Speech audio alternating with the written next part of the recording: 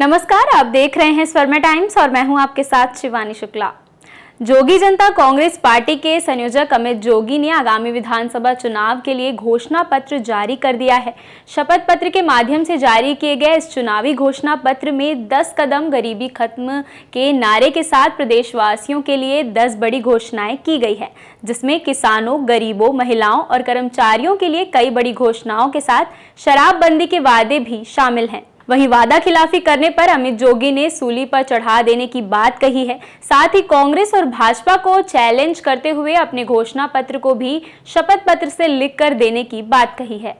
जोगी जनता कांग्रेस ने अपने घोषणा पत्र में सभी वर्गों के लिए कई बड़ी घोषणाएं की।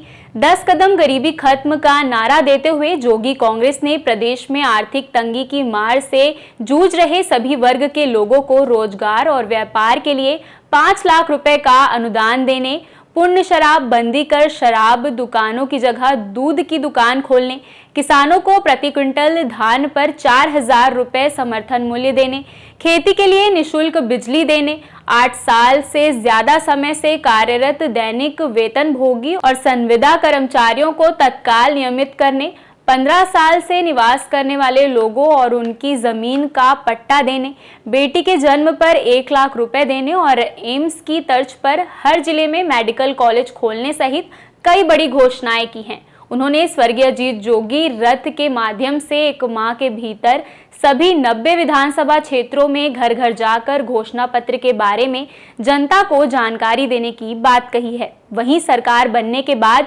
वादा पूरा नहीं होने पर सूली पर चढ़ाने की भी बात कही है। ऐसे में जोगी ने कांग्रेस और भाजपा को खुली चुनौती देते हुए कहा है कि अगर उसमें भी जनता का वादा पूरा करने का हिम्मत है तो अपनी अपनी घोषणा पत्र को शपथ पत्र पर लिख कर दे, ताकि वादा खिलाफी होने पर जनता उन पर कार्रवाई कर सके। 10 कदम गरीबी खत्म। मैं अमित जोगी, पिता स्वर्गीय श्री अजीत जोगी, निवासी सागवान बंगला सिविल लाइंस रायपुर छत्तीसगढ़ महातारी के चरणों में हाथ रखकर यह शपथ लेता हूं कि छत्तीसगढ़ विधानसभा चुनाव 2023 में जनता कांग्रेस छत्तीसगढ़ जे के नेतृत्व में या समर्थित सरकार बनने के तत्काल बाद अपने पिता स्वर्गीय अजीत जोगी जी के अधूरे सपने को पूरा करने, गरीबी के सर्वनाश के लिए 10 कदम उठाऊंगा और छत्तीसगढ़ की अमीर धरती के से गरीबी का नामो निशान मिटाऊंगा। इस बार गरीबी खत्म नहीं तो जोगी खत्म। पहला कदम, गरीबी पर सबसे बड़ा प्रहार कर उसे जड़ से मिटाने, अनुसूचित जाति, अनुसूचित जनजाति, अति पिछड़ा वर्ग के सभी परिवारों और सामान्य वर्ग एवं अन्य पिछड़ा वर्ग के आर्थिक रूप से कमजोर परिवारों को स्वयं का रोजगार और व्यापार करने 5 लाख रुपए का अनुदान। इस अवसर पर अमित जोगी ने भाजपा और कांग्रेस पर जमकर हमला बोला। उन्होंने भूपेश बघेल और रमन सिंह की तुलना अंडरवर्ल्ड डॉन्स दाऊद और राजन से करते हुए कहा कि प्रदेश में 23 साल से लूट का सिलसिला जारी है।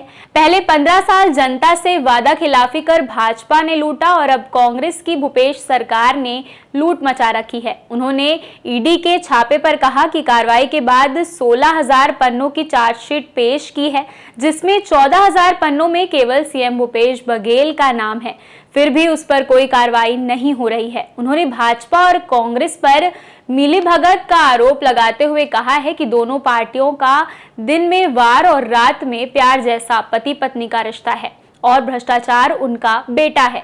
ऐसे में इस बार प्रदेश की जनता ने उन्हें विदाई देने का मन बना लिया है। छत्तीसगढ़ राज्य बने 23 साल हो गए और छत्तीसगढ़ की जैसे जैसे उम्र बढ़ रही है वैसे वैसे ही लूट भी बढ़ रही है। छत्तीसगढ़ में 20 साल से डी कंपनी का राज चल रहा है। डी से डॉक्टर और डी से दाऊ।